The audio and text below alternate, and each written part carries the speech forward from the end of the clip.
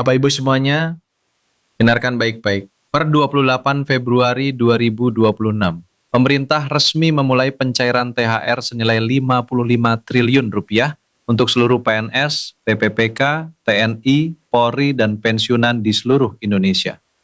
Tapi ada yang lebih mengejutkan. Harga emas Antam baru saja mencetak rekor tertinggi sepanjang Februari. Sementara ratusan pekerja pabrik mie sedap justru dirumahkan di tengah momen Ramadan.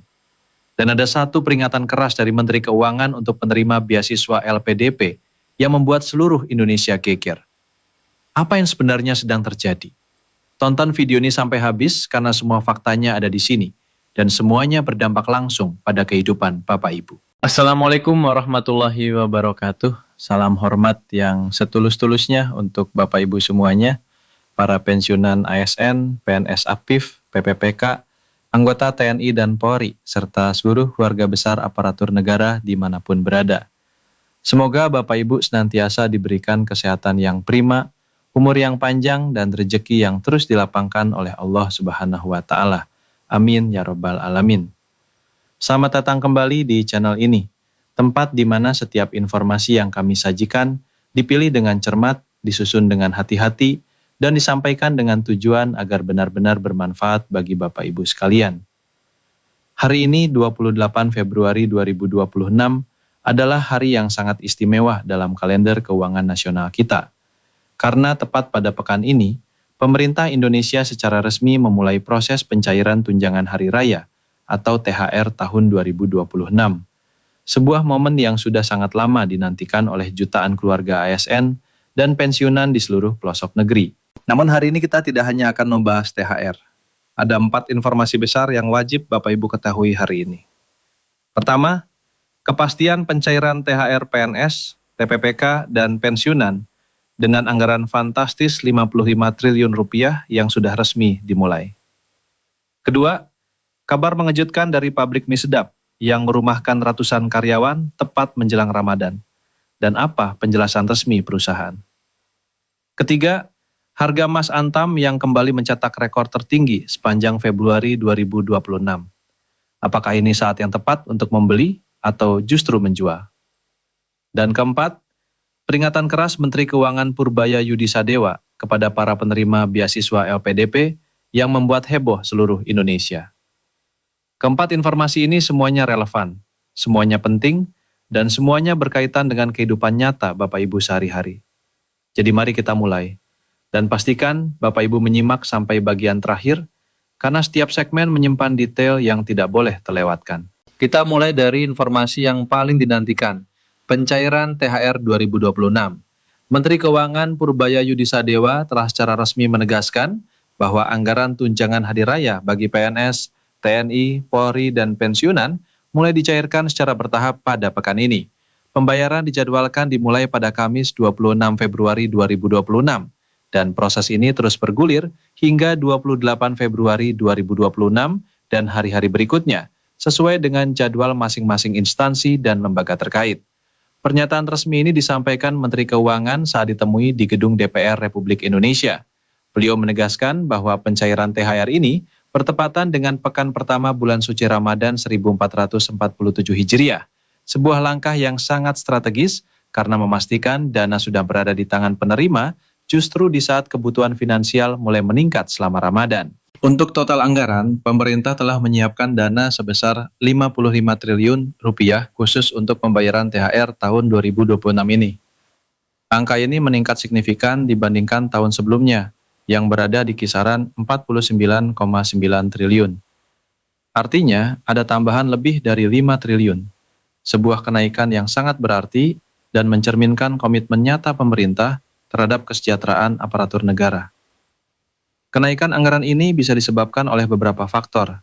Yang pertama adalah adanya penyesuaian gaji pokok yang secara otomatis meningkatkan basis perhitungan THR. Yang kedua adalah bertambahnya jumlah ASN, termasuk pengangkatan PPPK baru dalam skala besar di berbagai daerah. Dan yang ketiga adalah kemungkinan adanya kebijakan pembayaran komponen tunjangan yang lebih lengkap dibandingkan tahun sebelumnya. Lalu, siapa saja yang berhak menerima THR 2026 ini? Ada 5 kategori resmi yang telah ditetapkan pemerintah. Pertama, pegawai negeri sipil atau PNS, baik di instansi pusat maupun pemerintah daerah di seluruh Indonesia. Kedua, pegawai pemerintah dengan perjanjian kerja atau PPPK. Ketiga, anggota Tentara Nasional Indonesia. Keempat, anggota Kepolisian Republik Indonesia. Dan kelima, yang menjadi perhatian utama bagi penonton setia channel ini, adalah pensiunan dan seluruh penerima pensiun. Ya, Bapak Ibu pensiunan yang terhormat, nama Bapak Ibu ada dalam daftar resmi penerima THR 2026. Negara tidak melupakan pengabdian panjang Bapak Ibu. Setelah berpuluh tahun mendedikasikan waktu, tenaga, dan pikiran untuk melayani bangsa dan negara, kini negara hadir kembali memenuhi haknya. Namun ada satu hal penting yang perlu dipahami dengan baik, terutama bagi Bapak Ibu pensiunan, yaitu soal komponen THR yang diterima. Tidak semua komponen yang diterima ASN aktif juga diterima oleh pensiunan. Ini bukan berarti ada pengurangan hak, melainkan karena memang komponen tersebut terkait langsung dengan status kepegawaian aktif. Untuk ASN aktif, komponen THR biasanya meliputi gaji pokok, tunjangan keluarga yang mencakup tunjangan suami atau istri dan anak, tunjangan pangan atau tunjangan beras, tunjangan jabatan atau tunjangan umum sesuai posisi, dan dalam beberapa kebijakan terakhir juga termasuk tunjangan kinerja dengan persentase tertentu sesuai peraturan pemerintah yang berlaku. Sementara untuk pensiunan, komponen THR umumnya terdiri dari 1 kali pensiun pokok ditambah tunjangan keluarga yang melekat. Tunjangan kinerja tidak diberikan kepada pensiunan karena tunjangan ini langsung terkait dengan kinerja aktif dalam jabatan. Tunjangan jabatan juga tidak diberikan karena pensiunan sudah tidak menduduki jabatan apapun. Ini adalah ketentuan yang sudah konsisten dari tahun ke tahun dan sudah sesuai dengan regulasi yang berlaku. Sebagai gambaran simulasi sederhana, jika seorang pensiunan menerima pensiun pokok sebesar 3 juta rupiah per bulan, maka THR yang diterima diperkirakan sekitar nilai tersebut, ditambah tunjangan keluarga yang melekat. Jika pensiun pokoknya 4 juta rupiah, maka estimasi THR-nya juga sekitar angka tersebut. Besaran pasti tentu akan mengikuti peraturan pemerintah yang akan resmi ditargetkan. Untuk jadwal penerimaan dana, berdasarkan kalender Idul Fitri 1447 Hijriah, yang diperkirakan jatuh pada 21 hingga 22 Maret 2026, para penerima THR diperkirakan sudah memegang dana di rekening mereka pada kisaran tanggal 11 hingga 15 Maret 2026. Ini memberikan waktu sekitar 1 hingga 2 minggu sebelum Lebaran untuk mempersiapkan segala kebutuhan. Bagi Bapak Ibu pensiunan, pencairan dilakukan secara otomatis melalui bank penyalur pensiun yang sama dengan yang selama ini digunakan untuk menerima pensiun bulanan. Tidak perlu pengajuan ulang, tidak perlu datang ke kantor tertentu, tidak perlu registrasi khusus. Yang perlu dipastikan hanyalah bahwa rekening masih dalam keadaan aktif dan data administrasi tidak bermasalah.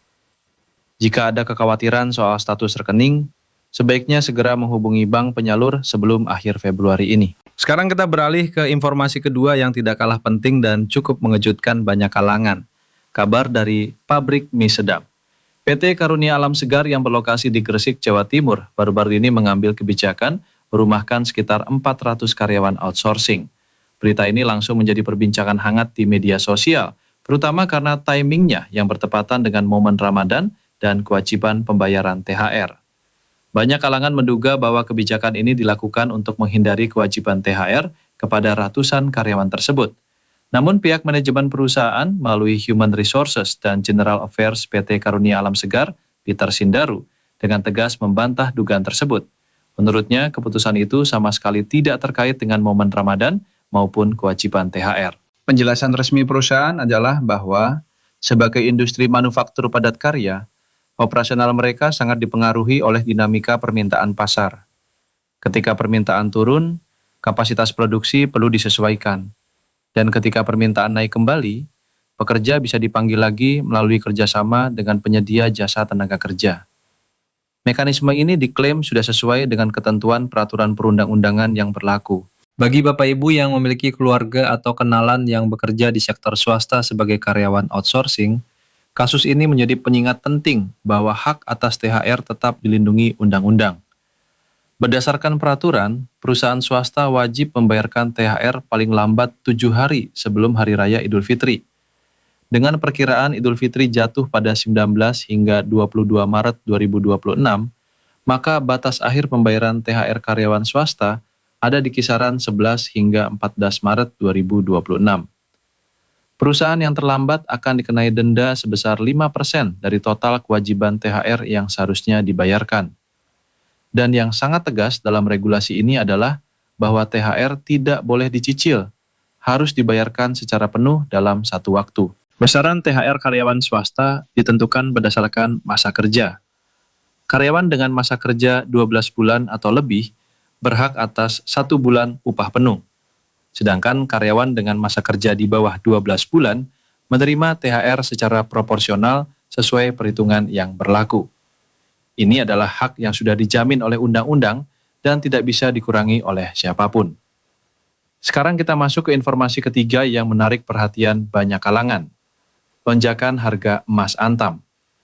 Pada perdagangan Senin 23 Februari 2026, harga emas logam mulia produksi PT Aneka Tambang Tbk kembali mencetak rekor tertinggi sepanjang bulan Februari 2026.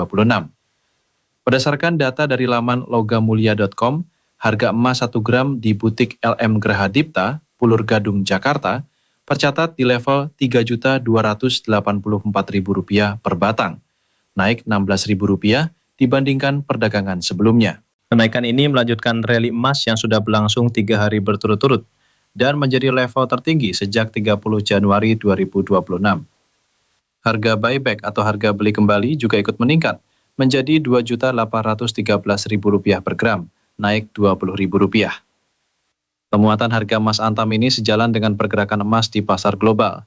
Di pasar spot internasional, harga emas mencapai $2.948 per troy ounce, naik sekitar 0,9%. Kenaikan ini dipicu oleh 2 faktor utama. Pertama, ketidakpastian kebijakan tarif perdagangan di bawah pemerintahan Donald Trump yang membuat para investor mencari aset yang lebih aman.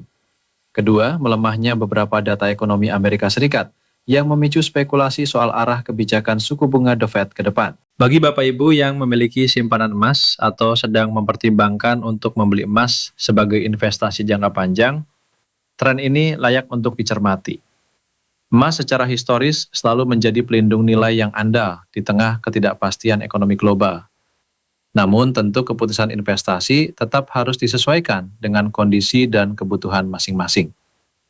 Dan kini kita sampai pada informasi keempat yang paling banyak diperbincangkan dalam beberapa hari terakhir. Peringatan keras Menteri Keuangan Purbaya Yudi Sadewa kepada para penerima beasiswa LPDP.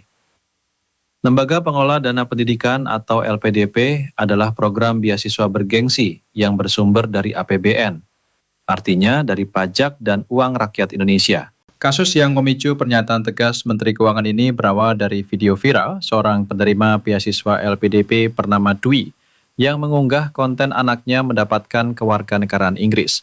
Hal ini memicu reaksi luas dari masyarakat karena Dwi dan suaminya Arya Iwantoro adalah penerima beasiswa LPDP. Arya sendiri diketahui belum memenuhi kewajiban kontribusi di Indonesia setelah menyelesaikan studi doktoral di Belanda pada tahun 2022.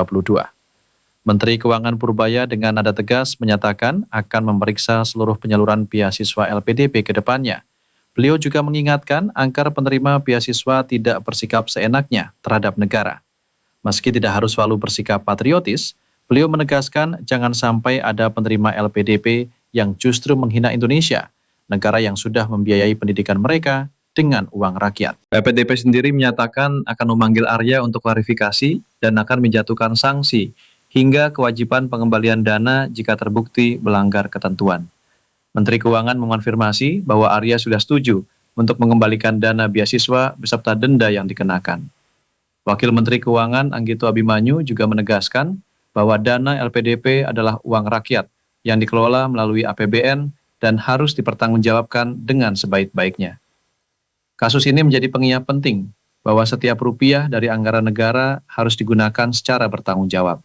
Dan bagi generasi muda yang mendapatkan kesempatan melalui beasiswa LPDP, tanggung jawab untuk berkontribusi kembali kepada negara bukan hanya kewajiban hukum, tetapi juga kewajiban moral. Bapak Ibu sekalian, Dari keempat informasi besar hari ini, ada satu benang merah yang bisa kita tarik bersama. Bahwa negara terus hadir, baik dalam memenuhi hak aparatur melalui THR senilai 55 triliun rupiah, melindungi hak pekerja swasta melalui regulasi THR yang tegas, menjaga transparansi dalam pengelolaan dana pendidikan melalui LPDP, maupun dalam menciptakan iklim ekonomi yang stabil di tengah dinamika harga emas dan pasar global. Menjelang 28 Februari 2026 dan hari-hari ke depan, ada beberapa hal konkret yang perlu Bapak Ibu persiapkan. Bagi pensiunan, pastikan rekening bank dalam keadaan aktif agar transfer THR berjalan lancar. Bagi karyawan swasta, ketahui hak Anda dan jangan ragu melaporkan jika perusahaan melanggar kewajiban THR. Bagi siapapun yang menyimpan emas, pantau terus pergerakan harga karena kondisi global masih sangat dinamis. Dan bagi kita semua sebagai warga negara, mari bersama-sama menjaga nilai-nilai pertanggungjawaban dalam menggunakan setiap fasilitas yang diberikan negara. Semoga Ramadan 1447 Hijriah yang sebentar lagi tiba, membawa keberkahan, kesehatan, dan ketenangan bagi seluruh keluarga Bapak Ibu. Semoga THR yang segera cair bisa menjadi manfaat yang nyata dan membawa kebahagiaan bagi orang-orang yang Bapak Ibu cintai. Dan semoga kita semua selalu berada dalam lindungan dan rahmat Allah Subhanahu wa Ta'ala. Wassalamualaikum warahmatullahi wabarakatuh.